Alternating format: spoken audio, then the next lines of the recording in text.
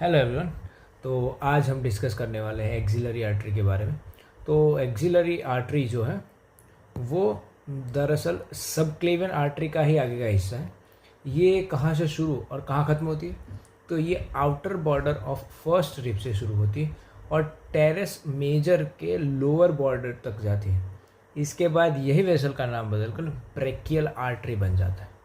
ठीक है, आर्म किस पोजीशन में है, मतलब एडक्टेड है, एबडक्टेड है, लिफ्टेड है, उसके हिसाब से आर्टरी की एग्जैक्ट दिशा थोड़ी बदल जाती है, लेकिन बाउंड्रीज जो है वो ऑलवेज सेम रहती है। ठीक है, बुक कहती है कि पेक्टोरालिस माइनर मसल इस आर्टरी को आगे से क्रॉस करती है और इसी क्रॉसिंग के बेसिस पर एक्सिलरी आर्टरी को हमने 3 पार्ट्स में बांटा है। सबसे पहला पार्ट है फर्स्ट पार्ट, उसके बाद है सेकंड और उसका पार्ट है थर्ड। जो फर्स्ट पार्ट है वो पेक्टोरालिस माइनर के ऊपर या फिर प्रॉक्सिमल या फिर सुपीरियर यानी मसल के मीडियल साइड वाला सेगमेंट है। सेकंड पार्ट आर्टरी का वो हिस्सा है जो पेक्टोरालिस माइनर के पीछे लाई करता है। और थर्ड पार्ट तो वो पेक्टोरालिस माइनर के नीचे डिस्टल या फिर इंफीरियर वाला हिस्सा है। पूरी एमबीबीएस में जब भी हम पार्ट्स ऑफ एक्सिलरी आर्टरी बोलते हैं तो यही रेफरेंस यानी कि पेक्टोरालिस माइनर वाले रेफरेंस को ही हम ध्यान में लेते हैं और उसी डिवीजन को हम कंसिडर करते हैं। ठीक है, इस डायग्राम में आप फर्स्ट पार्ट, सेकंड पार्ट और थर्ड पार्ट देख सकते हैं। ठीक है, आगे बढ़ते हैं अब इससे।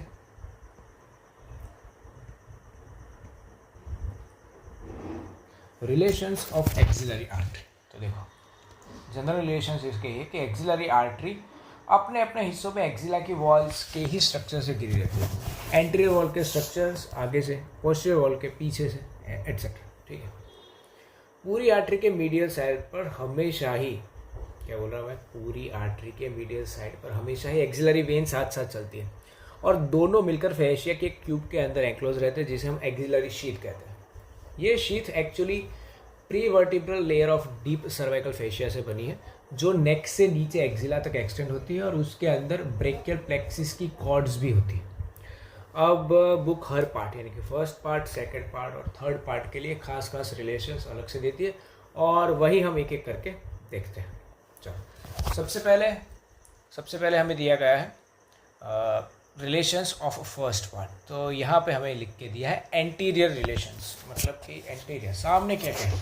तो सामने अपने को लिख के दिया है skin, superficial fascia, प्लेटिज्मा, supra clavicular nerves, deep fascia, clavicular part of the pectoralis major, clavictoral fascia, loop of communication between the lateral and medial pectoral nerves।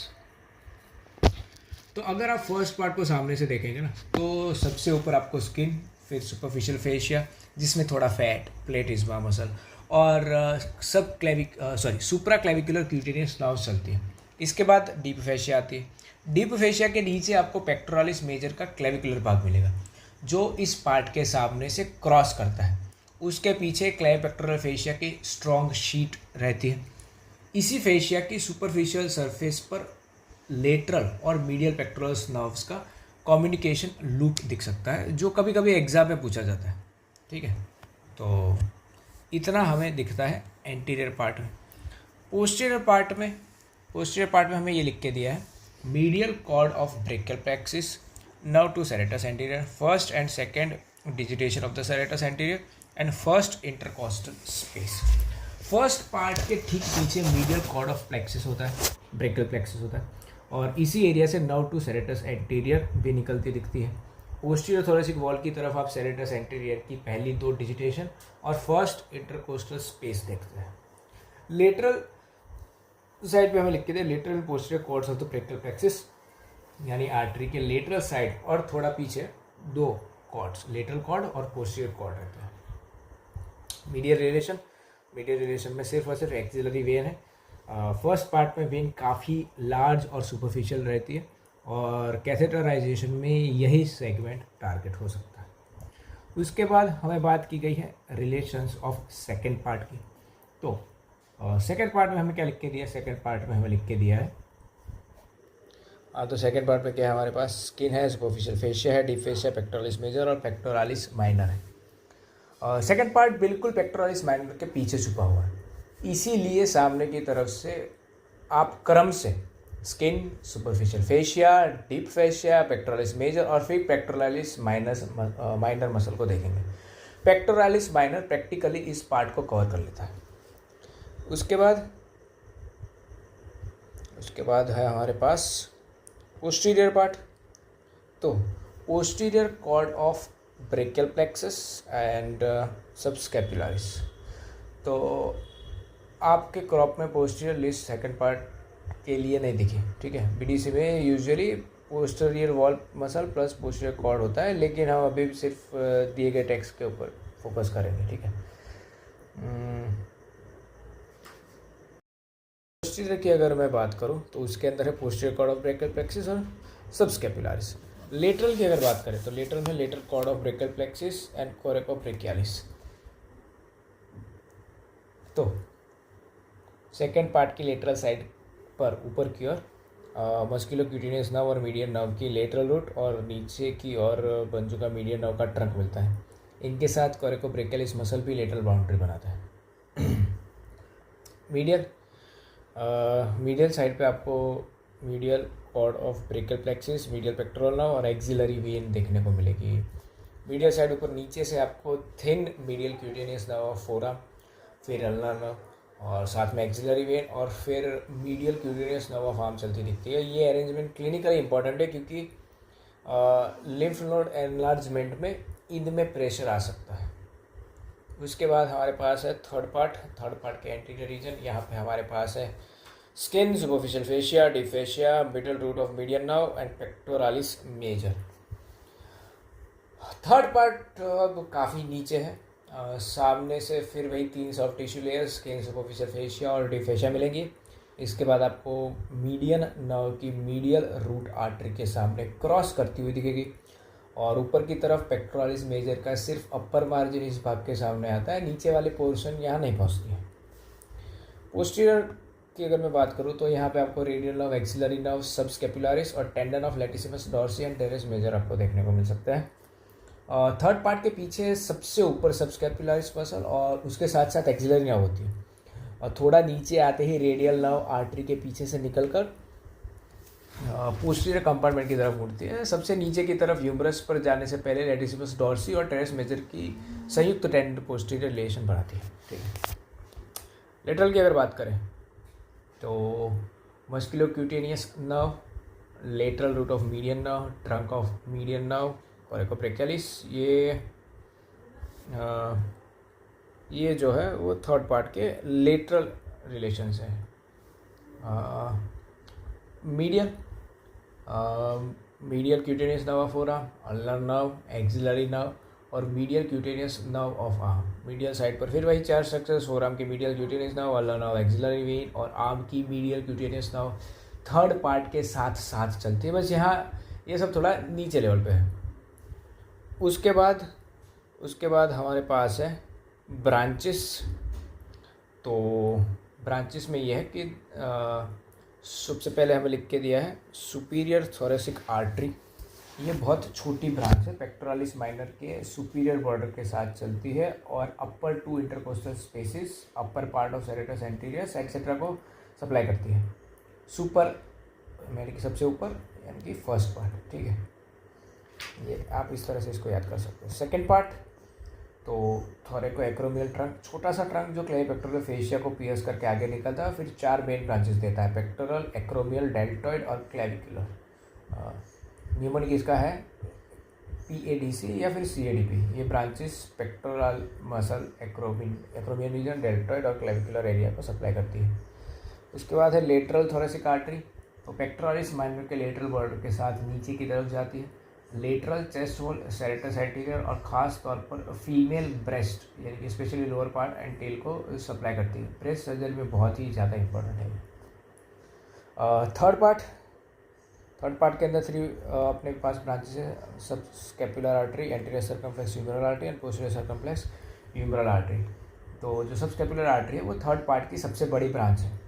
सब स्कैपुलारिस के नीचे लोअर बॉर्डर से पीछे की तरफ जाती है और 2 मेजर ब्रांचेस देती है, सर्कमफ्लेक्स स्कैपुलर और थोरेकोडोर्सल या फिर nerve to latissimus dorsi reason.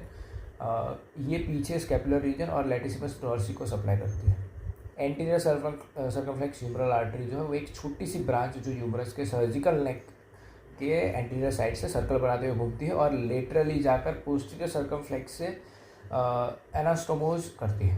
ठीक है, पोस्टीरियर सर्कमफ्लेक्स ह्यूमरल आर्टरी ये थोड़ी बड़ी ब्रांच है, क्वाड्रेंगुलर स्पेस से बाहर निकलती है और एक्सिलरी नर्व के साथ डेल्टॉइड के नीचे घूमकर ह्यूमरल हेड और शोल्डर जॉइंट को सप्लाई करती है। सर्जिकल नेक फ्रैक्चर में इस आर्टरी और एक्सिलरी नर्व दोनों को इंजरी का हाई रिस्क जो है वो रहता है। ये हमने पहले भी डिस्कस कर चुका है। ठीक है, अभी हम बात करते हैं सुपीरियर थोरेसिक आर्टरी के बारे में। तो ये एक्सिलरी आर्टरी के फर्स्ट पार्ट से निकलने वाली बहुत छोटी ब्रांच है। ओरिजिन इसका सबक्लेवियस मसल के पास होता है। इसके बाद ये पेक्टोरालिस माइनर के सुपीरियर बॉर्डर के अलोंग आगे जाती है और upper intercostal spaces, upper part of chest wall और सेरेटस एंटीरियर के कुछ फाइबर्स को सप्लाई करती है। ठीक है, इसे आप ऐसे याद रख सकते हो कैसे कि ये सुपीरियर थोरेसिक आर्टरी, ठीक है, ये superior border of pectoralis minor और वहाँ से अपर थॉरिक्स को सप्लाई करने का काम करती है। ठीक है, सेकंड पार्ट से निकलने वाली बड़ी ब्रांच है थोरेको एक्रोमियल आर्टरी। थोरेको एक्रोमियल आर्टरी जिसको हम एक्रोमियोथोरेसिक आर्टरी भी कहते हैं। सेकंड पार्ट से निकलने वाली बड़ी ब्रांच है थोरेको एक्रोमियल आर्टरी। ये पेक्टोरालिस माइनर के अपर बॉर्डर पर दिखाई देती और वहीं से ही क्लेविपेक्टोरल फेशिया को पियर्स करके बाहर निकल आती है। बाहर आते ही ये 4 डायरेक्शंस में टूट जाती है जिन्हें हम याद करते हैं ABCD निमोनिक से। ए यानी कि एक्रोमियल ब्रांच, बी यानी कि ब्रेस्ट, सी यानी कि क्लेविकुलर ब्रांच और डी यानी कि डेल्टॉइड ब्रांच। एक्रोमियल प्रोसेस के ऊपर वाले रीजन में जाती है और वहाँ की आर्टरीज के साथ एनास्टोमोसिस बनाती है। ये है एक्रोमियल ब्रांच। ब्रेस्ट या फिर पेक्टोरल ब्रांच तो पेक्टोरालिस मेजर और माइनर के बीच से गुजरती है और दोनों पेक्टोरल मसल्स और ब्रेस्ट को सप्लाई करती है। क्लेविकुलर ब्रांच ऊपर अंदर जाती है, सुपीरियर मीडियली ऊपर अंदर जाती है और सब क्लेवियस मसल और एक्रोमियोक्लेविकुलर या फिर स्टर्नोक्लेविकुलर रीजन को सप्लाई करती है। और डी यानी कि डेल्टॉइड ब्रांच तो डेल्टोपेक्टोरल ग्रूव में सिफेलिक वेन के साथ साथ चलती है और डेल्टॉइड को सप्लाई करती है। एक लाइन में अगर कहना चाहे तो सेकंड पार्ट की थोरेको एक्रोमियल आर्टरी फेशिया को पियर्स करके ABCD ब्रांचेस देती है: एक्रोमियल, ब्रेस्ट, क्लेविकुलर और डेल्टॉइड। आगे हमारे पास है लेटरल थोरेसिक आर्टरी। अब ये जो है ये भी सेकंड पार्ट से ही निकलती है। ये पेक्टोरालिस माइनर के लोअर बॉर्डर पर ओरिजिन लेकर उसके लेटरल साइड के अलोंग नीचे की तरफ चलती है। ये पूरे कोर्स में एंटीरियर या फिर pectoral group of axillary lymph node के साथ साथ रहती है। इसीलिए डाइसेक्शन या ब्रेस्ट कैंसर सर्जरी में जब आप ये नोट्स निकालते हो तो यही आर्टरी सामने आ जाती है। बुक में हमें लिख के दिया कि फीमेल्स में ये जो आर्टरी है वो रिलेटिवली बड़ी होती है और कई लेटरल मेमोरी ब्रांचेस देकर ब्रेस्ट के लेटरल भाग और एक्सिलरी टेल को सप्लाई करती है। ठीक है, तो अगर आपको इसको याद रखना है तो आपको इस तरीके से याद रख सकते हो कि lateral thoracic artery second part की ब्रांच है, runs along the lower border of the pectoralis minor, closely related to anterior axillary lymph nodes, large in females and gives lateral memory branches। ठीक है, उसके बाद है हमारे पास सब स्कैपुलर आर्टरी। सब स्कैपुलर आर्टरी एक्सिलरी आर्टरी की सबसे बड़ी ब्रांच है। ओरिजिन इसका थर्ड पार्ट से होता है। ये सब स्कैपुलरिस मसल के लोअर बॉर्डर के साथ साथ पीछे की ओर जाती है और लगभग इन्फीरियर एंगल ऑफ स्कैपुला के एरिया तक पहुंचकर कई ब्रांचेस में ख़त्म हो जाती है। मुख्य सप्लाई इसका है लेटिसिमस डॉर्सी और सेरेटस एंटीरियर। इसका सबसे बड़ा ब्रांच है सर्कमफ्लेक्स स्कैपुलर आर्टरी। ये अपर ट्राइंगुलर इंटरमस्कुलर स्पेस से होकर गुजरती है जिसके अंदर टेरेस माइनर, टेरेस मेजर और लॉन्ग हेड ऑफ ट्राइसेप्स आते हैं। फिर स्कैपुला के लेटरल बॉर्डर के चारों ओर घूमती है और 2 टेरेस मसल्स के बीच से निकलकर इंफ्रास्पाइनस फोसा में पहुंचती है। वहाँ ये डॉर्सल स्कैपुलर और सब स्कैपुलर आर्टरी के साथ मिलकर स्कैपुलर एनास्टोमोसिस बनाती है और कोलेटरल सर्कुलेशन के लिए ये बहुत ज़्यादा इम्पोर्टेंट है। एक और इम्पोर्टेंट हमारे पास जो ब्रांच आती है वो है थोरेको डॉर्सल आर्टरी। थोरेको डॉर्सल आर्टरी ये थोरैकोडोर्सल नर्व के साथ साथ नीचे जाती है और लेटिसिमस डोर्साई मसल को सप्लाई करती है। प्लास्टिक सर्जरी में लेटिसिमस डोर्सी फ्लैप लेते समय यही आर्टरी नर्व पेडिकल प्रेशर किया जाता है। एंटीरियर सर्कमफ्लेक्स ह्यूमरल आर्टरी, इसके बारे में ये है कि एंटीरियर सर्कमफ्लेक्स ह्यूमरल आर्टरी भी थर्ड पार्ट की ब्रांच है और ओरिजिन अक्सर सब स्केपुलारिस के लोअर बॉर्डर के पास होता है। ये ह्यूमरस के सामने लेटरली घूमती है और पीछे जाकर पोस्टीरियर सर्कमफ्लेक्स ह्यूमरल आर्टरी से एनास्टोमोस करती है। दोनों मिलकर सर्जिकल नेक ऑफ ह्यूमरस के चारों ओर आर्ट्रियल सर्कल बना देते हैं। बुक में हमें लिख के दिया है कि ये एक एसेंडिंग ब्रांच भी देती है जो इंटर ट्यूबरक्यूलर सल्कस के अंदर ऊपर की ओर जाती है और ह्यूमरल हेड और शोल्डर जॉइंट को सप्लाई करती है। उसके बाद हमें दिया गया है पोस्टीरियर सर्कमफ्लेक्स ह्यूमरल आर्टरी के बारे में। ये साइज़ में एंटीरियर वाली से काफ़ी बड़ी होती है और ओरिजिन भी थर्ड पार्ट से यूजुअली सब स्केपुलारिस के लोअर बॉर्डर के लेवल पर होता है। ठीक है, हमें और ये लिख के दिया है कि ये आर्टरी पीछे की तरफ रन करती है और इसके साथ साथ एक्सिलरी नर्व भी ट्रैवल करता है। दोनों क्वाड्रेंगुलर इंटरमस्कुलर स्पेस से गुजरते हैं और बाउंड्री इसकी मैं अगर आपको बता दूँ तो ऊपर होता है टेरेस माइनर, नीचे होता है टेरेस मेजर, मीडियली होता है लॉन्ग हेड ऑफ ट्राइसेप्स और लेटरली होता है सर्जिकल नेक ऑफ ह्यूमरस। और स्पेस के बाहर निकल कर ये आर्टरी डेल्टॉइड के अंदर फैल जाती है और टेक्स्ट के हिसाब से मतलब जो बुक के दिया बुक के अंदर में ये लिख के दिया कि शोल्डर जॉइंट, डेल्टॉइड मसल और क्वाड्रेंगुलर स्पेस की बाउंड्रीज बनाने वाली मसल्स को सप्लाई करती है। आगे जाकर ये एंटीरियर सर्कमफ्लेक्स ह्यूमरल आर्टरी के साथ एनास्टोमोस करती है और यही वो एट्रियल सर्कल है जो ह्यूमरल हेड और प्रॉक्सिमल ह्यूमरस को कंटिन्यूस ब्लड सप्लाई देता है। एक डिसेंडिंग ब्रांच भी निकलती है जो नीचे जाकर आपकी प्रोफाउंडा ब्रांकी आर्टरी की असेंडिंग ब्रांच से जुड़ती है। फ्रैक्चर या लाइगेशन होने पर यही कोलेट्रल चैनल बन सकता है। ठीक है, उसके बाद हमें यहाँ पे लिख के दिया है क्लिनिकल एनाटॉमी के बारे में। यहाँ पे हमें ये लिख के दिया है कि थर्ड पार्ट की एक्सिलरी आर्टरी जो ह्यूमरस के सामने साइड चलती है उसकी पल्सेशन आप एक्जिला की लेटरल वॉल के नीचे वाले हिस्से पर ह्यूमरस के साथ आसानी से पैल्पेट कर सकते हैं। ठीक है, मतलब आपको फील हो सकता है। ठीक है, आपकी धड़कन महसूस हो सकती है। अगर किसी पेशेंट के हाथ से बहुत ज़्यादा ब्लड लॉस हो रहा है तो इंजरी, ऑपरेशन या एम्पुटेशन, तो फर्स्ट एड में क्या कर सकते हैं आप, तो हाथ को थोड़ा एब्डक्ट करवा, फिर लेटरल वॉल ऑफ एक्जिला के लोअर पार्ट पर फिंगर से ज़ोर से प्रेस करो ताकि आर्टरी ह्यूमरस के खिलाफ कंप्रेस हो जाए और पूरे डिस्टल लिम्ब की ब्लड फ्लो टेम्पररी रुक जाए।